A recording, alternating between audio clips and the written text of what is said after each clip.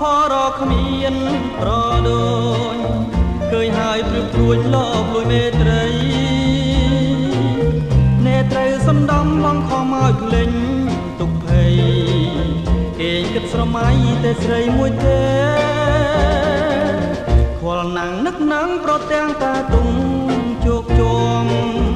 ដូចគេវាយដំក្រៀមក្រមឥតលហាទោះខំកាត់ចិនក៏ឥតបានផលអ្វីដែរនៅតែនឹកស្នេហ៍ស្នេហ៍ស្នេហ៍រាល់ថ្ងៃ